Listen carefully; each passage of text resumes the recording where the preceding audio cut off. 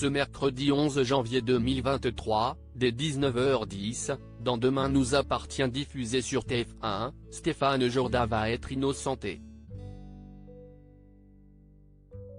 Ce dernier a mis les enquêteurs sur sa piste, car il a pris des cours de pilotage de drone avant le crash de l'avion et son emploi du temps n'était pas clair.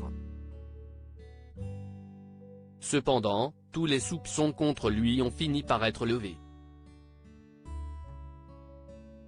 Il retrouve Soraya, Kenza Saibi Couton, à la sortie de sa garde à vue. Soraya récupère Stéphane n'ayant pas pu intervenir depuis sa cellule. Stéphane est, de fait, innocenté et relâché. Sa petite amie et avocate, Soraya, attend le jeune homme à la sortie du commissariat. Stéphane est, dans un premier temps, déçu des doutes de Soraya. Mais la jeune femme s'excuse, « Je suis désolée, je suis la pire copine et la pire avocate du monde ». Le jeune homme réplique d'un air distrait, « Comme avocate, je ne sais pas, mais comme soutien, j'ai connu mieux ». L'avocate évoque des circonstances atténuantes, « Dans le passé, j'ai été déçu, j'ai été blessé. Et je comprendrais que tu m'en veuilles. » Mais leur amour s'avère indéfectible et Stéphane, avec tact, balaye les inquiétudes de la jeune femme. Ces dernières étant légitimes.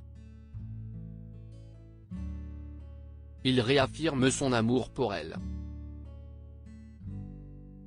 Leur couple a frôlé la catastrophe, mais n'est plus en danger. Roxane sur la piste de Mélissa Blin. Dans ce même épisode, Roxane, Raphaël Volkov, sauve l'hôpital après une coupure de courant imputée au hacker. Un nouveau suspect du nom de Simon Calfan est identifié, libéré 2 semaines plus tôt de prison. La policière enceinte parvient à créer un programme, et tout à coup, le générateur de secours prend le relais et les patients sont de nouveau sous contrôle. Roxane a compris que le hacker était plus doué, et par déduction, presque quelqu'un a voulu s'en prendre à elle indirectement en tuant Sarah, Camille Genot. Finalement, ce hacker mégalomane n'est pas le coupable car il ne fait que du vol de données. Roxane fait passer un test à Simon et démasque son manque d'habileté devant l'écran. De plus, son emploi du temps fouillé par Georges montre l'impossibilité qu'il soit le coupable du crash. Dans une ligne de code, Roxane trouve le pseudonyme du hacker. Elle envoie des messages à Madaté se trouvant dans ses contacts. Dans le même temps, Mélissa Blin, qui se cache sous ce sobriquet, ne répond pas, mais arbore un large sourire. Dans les prochains épisodes, Sarah sort enfin du coma tandis que Samuel revient artificiellement dans la série en envoyant un message à Renaud pour son anniversaire.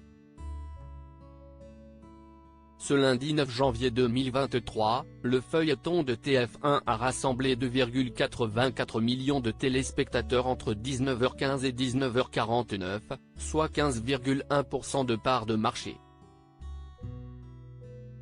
Sur une semaine, le soap enregistre une baisse de 0,4 points. Demain nous appartient est à retrouver toute la semaine à 19h10 sur TF1.